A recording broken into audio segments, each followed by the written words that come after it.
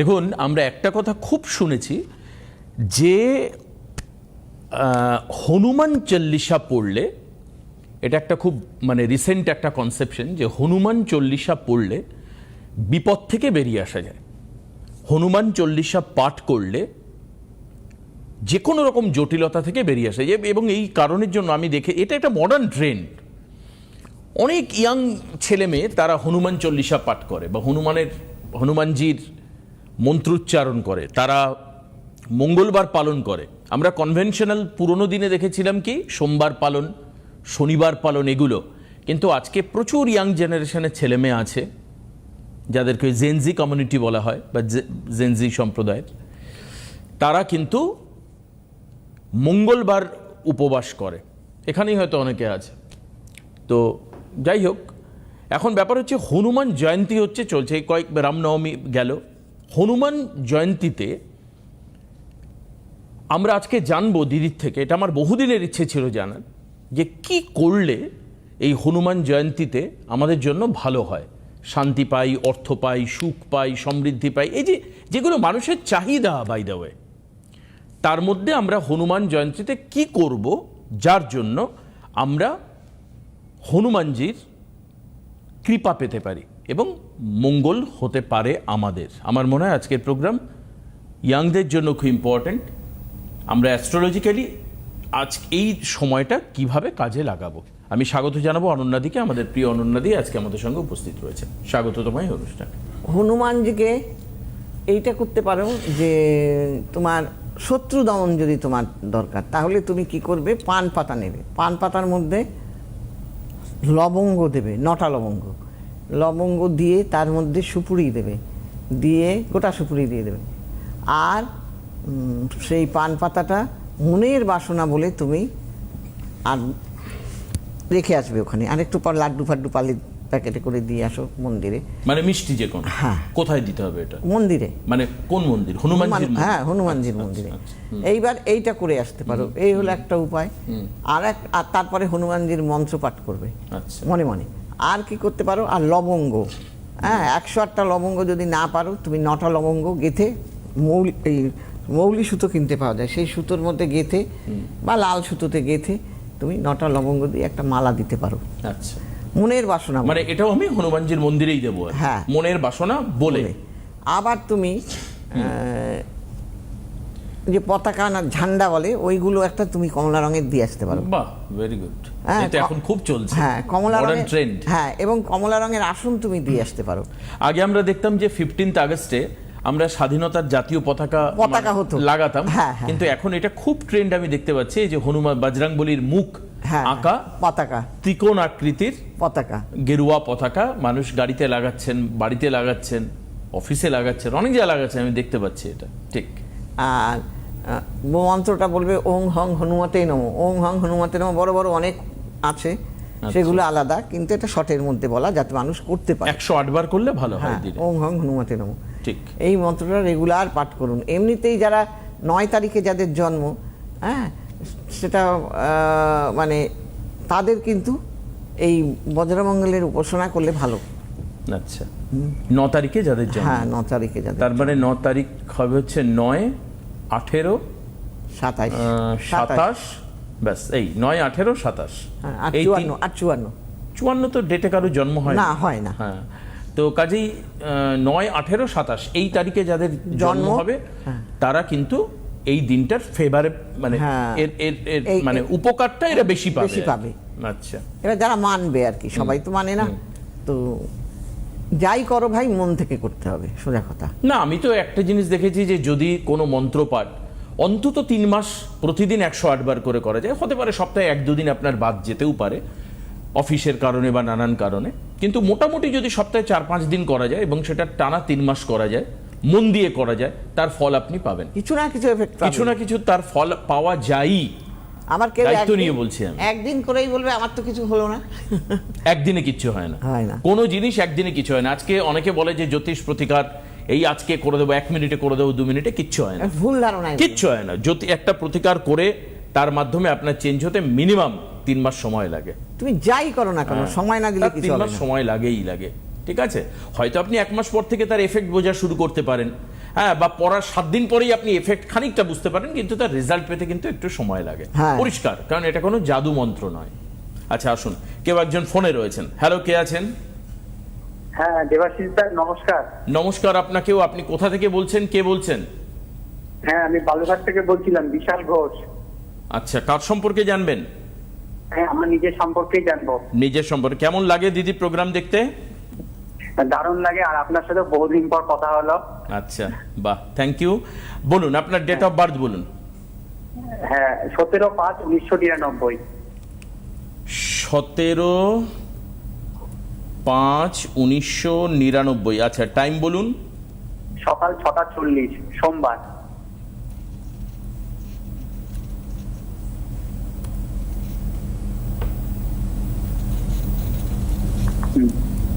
আর Balughat.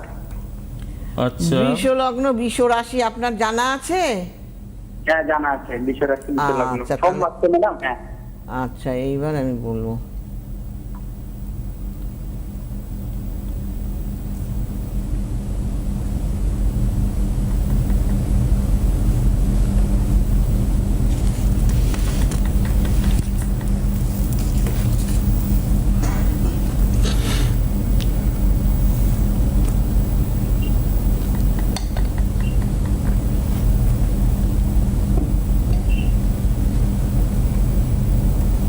Hello.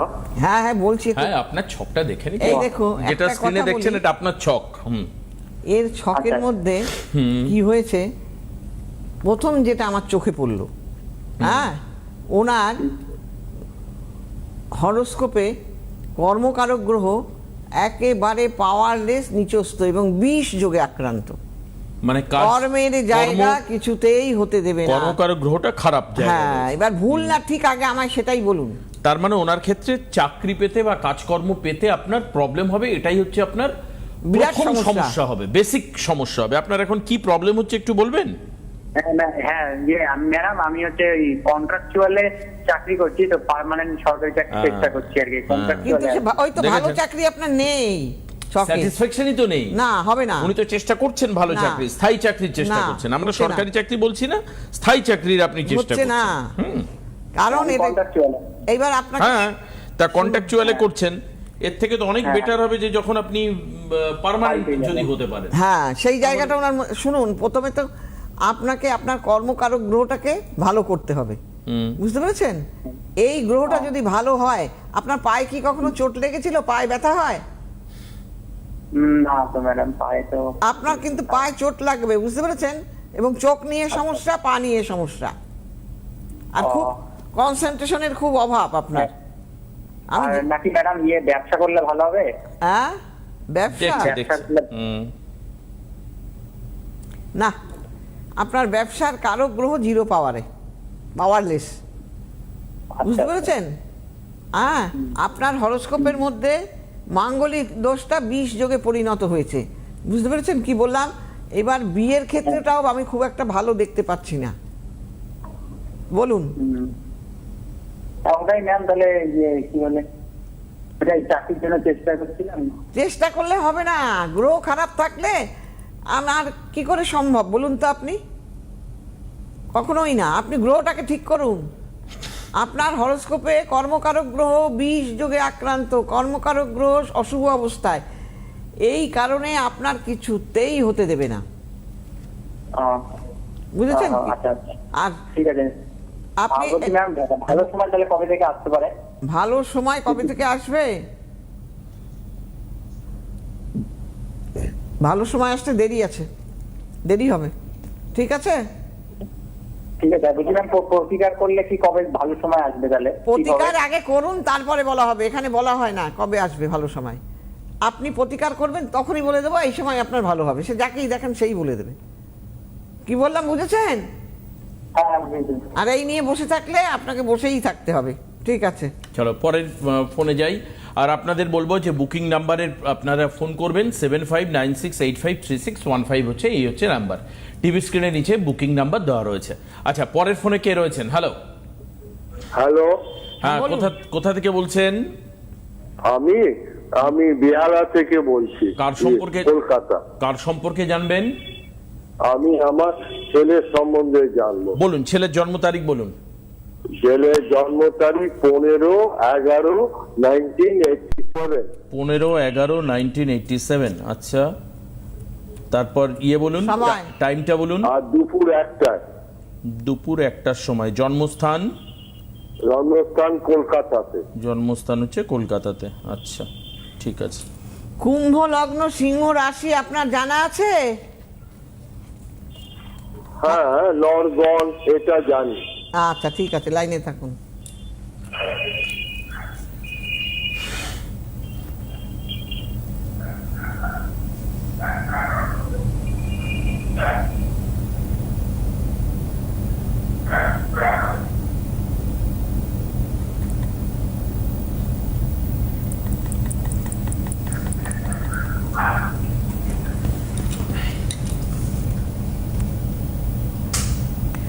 আচ্ছা, আমি যেটা দেখতে পাচ্ছি এই হরোস্কোপের মধ্যে, ও কি টেকনিক্যাল লাইন নিয়ে পড়াশোনা করেছে? হ্যাঁ, ও ইলেকট্রনিক্স টেলিকমিউনিকেশন নিয়ে ডিপ্লোমা করে হ্যাঁ। করে আবার ও খাদ্য দপ্তরে চাকরি করেছে, কন্ট্রাক্টর আচ্ছা, হচ্ছে। তার মানে কন্ট্রাকচুয়াল চাকরি করছে সরকারি একটি দপ্তরে। হ্যাঁ, সেখানে স্থায়ী চাকরি হবে কিনা এটা নিশ্চয়ই আপনার প্রশ্ন থাকবে এক। আর দ্বিতীয়ত দেখো তো আর কি প্রশ্ন থাকতে পারে। আমার আর মেন বিয়ে? দরকার ওর বিয়েটা দেওয়া। বিয়ে, এই আমার দেখুন। বয়স হয়ে গেছে তো। হ্যাঁ, এই যে বিয়ে, আমি তো বিয়েটা বলেই হচ্ছে দিলাম মেন। বিয়ে। দেখো তো বিয়ের জায়গাটা কেমন আছে ওর। এইবার আমি বলি, হ্যাঁ, বিয়ের এই ছেলের খুব মাথা গরম না? হ্যাঁ, না মাথা গরম নয়, এমনি ঠিক না আছে। না, ও মাঝে মাঝে রেগে গেলে একটু আপনি বললে কি হবে? ওরা আপনি বাবা বলে এটা বলছেন, হ্যাঁ, ছকে একটু হয়তো রেগে গেল, এখন আবার একটু হয়তো রেগে ঠান্ডা গেল। হলো। দেখেছো কিরকম অবস্থা?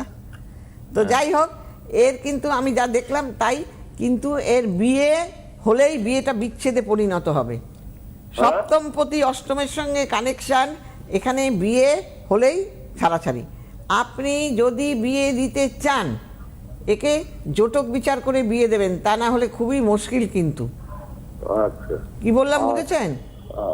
আর আচ্ছা, কবে হবে সেটা জানতে চাইছি। বয়স হয়ে গেছে তো অনেক, 38 বছর বয়স হয়ে গেছে, 39-এ পা দিয়ে। মোটামুটি কবে বিয়ের যোগ আসতে পারে একটু বলে দাও। বলে দিই, তবে বলে আপনি দিই। মাথায় রাখবেন যে বিয়ে দিতে গেলে জটক বিচারটা করে নেবেন। এখনো দেরি আছে। আপনার কাছেই যাব। না, ওনার কাছে আসা না, দেরি আপনি আছে, জটক দেরি আছে। বিচারটা করে নেবেন। আপনাকে হচ্ছে এটা অ্যাডভাইস। তার কারণ দেখালেই হচ্ছে তো হবে না, জটকটা বিচার করতে বিবাহিত হবে। জীবনে অনেক জটিলতা আসতে পারে। তবে আগামী 27-এর শেষের দিকে বিয়ের যোগ আছে বললেন না? হ্যাঁ, 27-এর শেষের দিকে বিয়ের যোগ। 27-এর শেষে বিয়ে হতে পারে। কিন্তু আপনাকে এখন যদি মনে হয় যে আপনি ওকে নিয়ে ওর বিয়ে কবে হবে বা না হবে এই বিষয়ে আরো বিস্তারিত জানবেন, আপনি পরবর্তীকালে একবার চেম্বারে দেখা করতে হ্যাঁ, পারেন। বিয়েটা বাড়ির কাছেই হবে, বেশি দূরে হবে কবে না। হবে না হবে কি হবে। উত্তর দিকে এবার বা কিছু দক্ষিণ কিছু দিকে। প্রতিকার আছে যেগুলো বাধাকে খানিকটা কাটিয়ে দেয়। হ্যাঁ, আপনি হ্যাঁ। যদি ইমিডিয়েট বিয়ের দরকার হয়, 27-এর শেষ মানে আরো 2 বছর।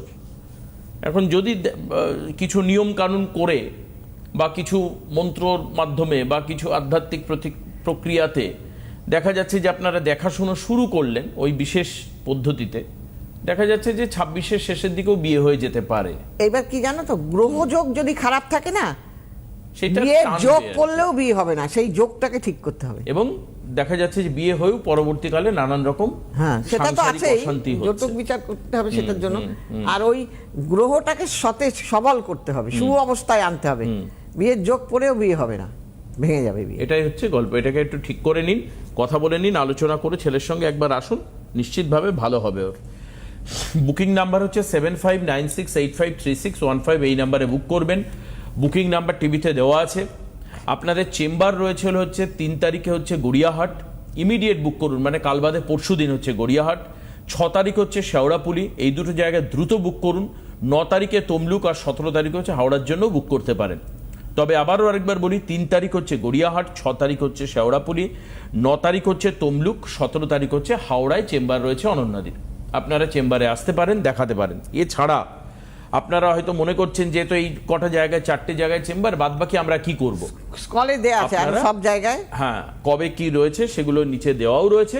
প্লাস আপনি কি করতে পারেন, ফোনের মাধ্যমে অনলাইনে আপনি প্রতিকার করতে পারেন বা দেখাতে পারেন। তার এটা জন্য কিন্তু কিন্তু payable। পেয়েবেল, এটা পেয়েবেল। শুধুমাত্র ফোন করে জিজ্ঞেস করলে উনি বলবে না তার একটা পদ্ধতি রয়েছে, আপনাকে নাম লেখাতে হবে, পে করতে হবে, সেই পেমেন্টের ডকুমেন্টস পাঠাতে হবে, পাঠালে উনি একটা টাইম দেবেন, সেই টাইমে আপনি ফোন করলে শুধু আপনার জন্যই তখন ফোন এনগেজ থাকবে, আপনি কথা বলবেন, অন্তত প্রায় 15-20 মিনিট থেকে আধ ঘন্টা উনি কথা বলেন এবং উনি তার মাধ্যমে আপনার প্রতিকার করবেন।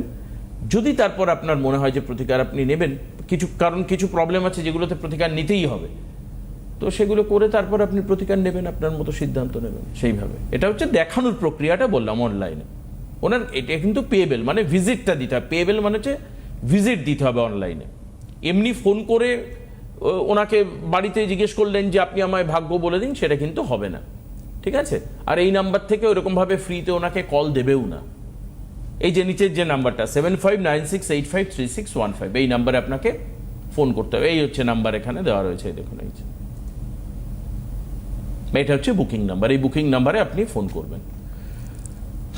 বেশ, আজকে আমরা যেটা আসছিলাম হনুমান জয়ন্তীতে আর কি নিয়ম করব, ব্যবসায়ীদের জন্য কি করা যেতে পারে একটু বলো। এই দিন এই হনুমান জয়ন্তীতে ব্যবসায়ীরা কি করবে? হনুমান জয়ন্তীতে ব্যবসায়ীরা এইটা কি পড়লো না, কিছু না, বলো। একই রকম ভাবে করতে হবে তো? হ্যাঁ, ওই যে বললাম মনস্কামনা জানিয়ে, তোমার আচ্ছা। ব্যবসায় অর্থ লাভের মনস্কামনা, তুমি তাহলে ব্যবসায় অর্থ লাভের মনস্কামনা জানিয়ে করো, যার যেটা সুবিধা। আচ্ছা, প্রবলেম কিন্তু নিয়মটা হচ্ছে তোমার একই থাকবে। মন্দিরে যেতে হবে হ্যাঁ। এবং সেই বললে তুমি পান পাতার মধ্যে লিখে তার প্রার্থনা জানাতে হবে। হ্যাঁ। এবং যে মন্ত্রের কথা বলা হয়েছে, এটা আপনার ইউটিউবে গেলে দেখে নেবেন। এই মন্ত্র আপনি পাঠ করতে পারেন এবং মন্ত্র পাঠ করে ঈশ্বরের কাছে, মানে হনুমানজির কাছে নিজের মনস্কামনা যেটা আপনি চাইছেন, ব্যবসায়ী হলে ব্যবসা সংক্রান্ত মনস্কামনা, সাধারণ মানুষ হলে তার ঘরের নানান রকম প্রবলেম নিয়ে তার মনস্কামনা বা সেগুলো সলিউশন, যারা চাকরি খুঁজছে তারা চাকরির জন্য প্রার্থনা করতে পারো, তোমরা যারা খুঁজছো, আমার থেকে অবশ্যই তোমরা অনেক ছোট, তোমরা করতে পারো। যারা পড়াশোনার কথা চিন্তা করছো, ভালো রেজাল্ট করবে, হনুমানজিকে পছন্দ হয়, তোমাদের যদি মনের দেবতা হনুমানজি হন তাহলেই বজরংবলী যদি হন তাহলেই, জোর করে কিছু করতে যাবে না, জোর করে করলে কোনো লাভ হয় না। তোমার যদি মনে হয় যে তোমার শিবকে পছন্দ, মহাদেবকে পছন্দ, তার প্রার্থনা করো, দুর্গাকে পছন্দ, তার প্রার্থনা করো, সরস্বতীকে পছন্দ হলে তার প্রার্থনা করো। তাকে প্রার্থনা করতে গেলে কি নিয়ম সেটা তোমরা অনন্যাদির কাছে যখন দেখাবে তখন জেনে নিতে পারো। কিন্তু সেটা হচ্ছে যখন তোমরা ভিজিট দিয়ে দেখাতে আসছো, তখন তোমার ছক দেখার পর উনি বুঝতে পারবেন যে এই ছকের মাধ্যমে ছকে মোটামুটি ইষ্ট দেবতা কি হতে পারেন। এর একটা বিরাট বড় চ্যাপ্টার আছে, ইষ্ট দেবতা কে হতে পারেন কোন ছকের। এবং তুমি দেখবে অদ্ভুতভাবে তোমার মনেও সেই দেবতার প্রতি তোমার একটা আলাদা ভালোবাসা, শ্রদ্ধা, দুর্বলতা এগুলো কিন্তু রয়েছে। ছক অনুযায়ী অটোমেটিক্যালি তৈরি হয়। সবাই সব দেবতার পুজো করেনও না, সবাই পছন্দও করেন, অদ্ভুত। হ্যাঁ, সব মন্দিরে আছে, হাত জোড় করে প্রণাম করলো, কিন্তু প্রত্যেকেরই একজন করে ইষ্ট দেবতা আছে, সে যাকে পছন্দ, কেউ দুর্গা, কেউ লক্ষ্মী, কেউ সরস্বতী, কেউ নারায়ণ, কেউ রাধা, হ্যাঁ, এবার বলি এরকম বিষ্ণু। এই পড়াশোনা যাদের, দেখো যারা কিনা এইবার মাধ্যমিক পরীক্ষা দিয়েছে, প্রত্যেকেরই তো আবার ভালো রেজাল্টের ব্যাপার, কি নিয়ে পড়বে তার ব্যাপার আছে। আমি যা খুশি নিয়ে পড়লাম তাহলে হবে না। একদম। এবং রেজাল্ট ভালো করার জন্য যারা আবার আগামী দিনে পরীক্ষা দেবে, তাদের রেজাল্ট ভালো করার জন্য কিন্তু তাদের ভালোভাবে পড়াশোনা করার জন্য, পড়ায় যাতে মন বসে, হ্যাঁ, একাগ্রতা বাড়ে, ভালো পড়াশোনা করেও যাতে লিখে আসতে পারে। অনেকে পড়াশোনা করে কিন্তু পরীক্ষার খাতায় গিয়ে আলটিমেটলি আর পারে না লিখে আসতে। তাহলে এই সবগুলো না করলে 1 নম্বরের জন্য ফেল, 1 নম্বরের জন্য পাস, 1 নম্বরের জন্য লেটার। তাহলে সেই কারণে তাদের রেজাল্ট ভালো হওয়ার জন্য কিন্তু এখন থেকেই মা বাবাদের তৈরি হওয়া উচিত, আর কেরিয়ার তৈরি। এবং যারা সামনের বার পরীক্ষা দেবে তাদের জন্য আমি তো বলবো যে this is the best time. সামনের বার যারা পরীক্ষা দেবে তারা যদি এখন থেকে চেষ্টা না করে, মানে প্রতিকারের চেষ্টা যদি না করে, পড়াশোনার চেষ্টা তো ঠিক আছে। আবার সামনে বৈশাখ মাস, বিয়ের একটা যোগ আছে। হ্যাঁ, বিয়েরও আছে। হ্যাঁ, যাদের বিয়ে হচ্ছে না, কিছুতেই হচ্ছে না, তারা কিন্তু এই সময়টাকে কাজে লাগাতে পারে। বাহ। হ্যাঁ, চাইলেই কিন্তু সবকিছু হয় না। ভালো পড়াশোনা করেও ভালো রেজাল্ট হয় না, দেখতে ভালো হয়েও ভালো বিয়ে হয় না, ঠিকই তো। ভালো পড়াশোনা করেও কর্ম হয় না। তবে সবার জন্য সবকিছু হয় না। টাকা থাকলেও আপনি বাড়ি করতে পারবেন না, কিছুতেই আপনি বাড়ি কিনতে পারবেন। যোগ না থাকলে সেটা হয় না, আমি দেখেছি। তোমার শত চেষ্টা থাকলেও দেখবেন আপনি কোনো ঈশ্বরের মন্দিরে যাওয়ার প্ল্যান করছেন, যেতে পারবেন না, কিছু না কিছু একটা বাধা আসবে। যখন আপনার সময় আসবে আপনি তখনই যেতে পারেন। হ্যাঁ। বহু লোককে শুনি পুরীতে যাবো করছি বহুদিন ধরে, যাওয়া হয় না। পারছে না। হচ্ছে না। ঈশ্বর টানছে না, তাই হচ্ছে না। তো এই হচ্ছে বিষয়। এই হলো ব্যাপার। কেউ বলে তারকেশ্বর যাবো যাওয়া হচ্ছে না, না। যাওয়া হচ্ছে না, সত্যি হচ্ছে না। ঠিক সময় মতো আপনার যাওয়া হবে। হ্যাঁ, এটা ঈশ্বরের ব্যাপার। তবে নিজের একটা মনের ইচ্ছা থাকতে হবে, নিজেকে উদ্যোগ নিতে হবে। ঈশ্বর সবসময় একটা কথা বলেছেন, আপনি সমস্ত বই, যত বড় বড় শাস্ত্রকাররা লিখেছেন বা যত ধর্মীয় গ্রন্থ আছে, দেখতে পাবেন যে তার মধ্যে লেখা রয়েছে কর্ম এবং অধ্যয়ন, এই দুটো খুব গুরুত্বপূর্ণ বিষয়। অধ্যয়ন এবং কর্ম, কর্মণং অধ্যয়নং, আর সবসময় এই দুটো কি অত্যন্ত গুরুত্বপূর্ণ। ভালো কাজ করো।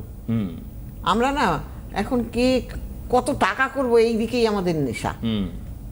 কিন্তু টাকা তো দরকারি। কারণ কি পৃথিবীতে এত হাইলি কমার্শিয়াল হয়ে গেছে সোসাইটি, হ্যাঁ। মানে তুমি কারোর কাছে কিছু চাও, কিছু বলো, প্রত্যেকটার পেছনে টাকা টাকা দরকার। কিন্তু দরকার আছে বলেই আমি অসৎ উপায়ে টাকা রোজগার করব, এটা কিন্তু ঈশ্বর মেনে নেবে না। হ্যাঁ, তোমার সাময়িকের সুখ, সৎভাবে তুমি ডাল ভাত খাও না কেন, তার মধ্যেও তুমি সুখ খুঁজে পাবে, ভালো থাকতে পারবে। দেখবে একটা মানে সবজি বিক্রেতা, তার ছেলেও কিন্তু ডাক্তার হয়ে গেল, ইঞ্জিনিয়ার হয়ে গেল, মা বাবাকে সম্মান করছে। এটা কর্মফল আর কি। আর একটা শিক্ষিত ছেলে যাকে বড় করা হলো, সেই ছেলেই মা বাবাকে ধরে পিটাচ্ছে, আশ্রমে পাঠিয়ে দিচ্ছে, নানান রকম অসৎ সঙ্গে পড়ে যাচ্ছে। সেই জন্য নিজেকে সৎ থাকো, অনেকে নিজেকে বলতে সৎ পারে রাখো। না, না, মানে এমন অবস্থা ছেলের হয়েছে সে বলতেই যে পারে এই না, টিভিতে ফোন করে বলবে, সেটাও বলতে পারে না। সেইটুকু তার বলার জায়গাটা নেই আর কি। তো সেই জন্য নিজেকে সৎ রাখলে নিজের মনটাও পরিষ্কার থাকবে। আর সবচাইতে বড় কথা, ঈশ্বর দেখবে তুমি সৎ পথে চললে না, পেছন থেকে ঈশ্বরের হাত তোমার দিকে থাকবেই থাকবে, এটা আমি অন্তত বিশ্বাস করি। যে নিজের মা বাবাকে শ্রদ্ধা ভক্তি করে না, সে কি করে আশা করে আমার সন্তানটা আমাকে শ্রদ্ধা করবে? ঠিকই তো। হ্যাঁ, আর সেটা হয়ও না কখনো, না হয় না, কখনো হয় না। তাই মা বাবাকে শ্রদ্ধা ভক্তি করো, গুরুজনদের শ্রদ্ধা ভক্তি করো, লোকের যতটুকু পারো করো, পরোপকার না পারলে করো না, কিন্তু লোককে বদনাম দিও না, লোকের সম্পত্তি কেড়ো না, এর মতো। এবং লোকের খারাপ চেয়েও না। না, লোকের খারাপ না, চাইলেও আমি না, না, দেখেছি না, অনেক না। ক্ষেত্রে অনেক এ খারাপ হয়। করলে তোমাকে তার খেসারত দিতে হবে হবে হবে, এর থেকে রেহাই কখনো পাওয়া যাবে না। আমি সাময়িক হয়তো আমার সম্পত্তিটা বাড়িয়ে ফেলাম, বাহ লোকে বললো, কিন্তু ওই লোকে বলা তুমি ধুয়ে জল খাবে? হ্যাঁ, তুমি নিজে কতটা শান্তিতে থাকবে সেটা তুমি দেখো। তাই তো, ঠিক। তো যাই হোক, এই শান্তির সন্ধান মানুষ চিরকাল করে আসছে, কিন্তু আমাদের ওই সন্ধান আমরা করি, কিন্তু যেটা তার পেছনে করতে হবে সেই কাজটা আমরা ভুলে যাই করা। সেটা হচ্ছে কর্ম করা, অধ্যয়ন করা এবং প্রার্থনা করা ঈশ্বরের কাছে, তিনটে। এবং তার রাস্তা বলে দিতে পারেন একজন অ্যাস্ট্রোলজার। অনন্যাদির এই 40 বছরের উপরে অভিজ্ঞতা আপনাকে হেল্প করবে। আপনার জীবনের পরিবর্তনের জন্য উনি আপনার পাশে দাঁড়াবে, এটুকু আপনি নিশ্চিন্ত হয়ে যেতে পারেন। কারণ অনন্যাদি খুব সহজ সরল মানুষ, একদম খোলামেলা টাইপের, এবং নিজের মতন করে আপনি আপনার সমস্যার কথা বলতেও পারবেন। না, আমাকে সবাই বলেই তো এসে যে আপনি যেভাবে বলেন এইভাবে, আমি অনেক জায়গায় গেছি, কিন্তু কেউ আপনার মতো করে এরকম ভাবে বলবে না। এরকম মানে টিভিতে কিরম দেখেন আমরা জানি না, বা আমি ফিল করি না সেটা আপনাদের, বাট সামনাসামনি যখন যাবেন দেখবেন একদম নিজের কাছের মানুষ। তো কাজে কাছের মানুষের কাছে কাছের মানুষ আসছেন, দিদির কাছে ভাইয়েরা আসছেন বা বোনেরা আসছেন, এটা মনে করে আপনারা আসবেন। অনলাইনেও যোগাযোগ করতে পারেন, কোনো অসুবিধা নেই, অনলাইনেও আপনি যোগাযোগ করতে পারেন। চেম্বার আরেকবার বলে দিই, 3 তারিখ হচ্ছে গড়িয়াহাট দেখবেন, হ্যাঁ ইউটিউব দেখবেন, হ্যাঁ 6 তারিখ হচ্ছে শেওড়াপুলি, 9 তারিখে তমলুক, 17 তারিখে হাওড়া। ইউটিউবে এই প্রোগ্রাম দেখতে পাবেন।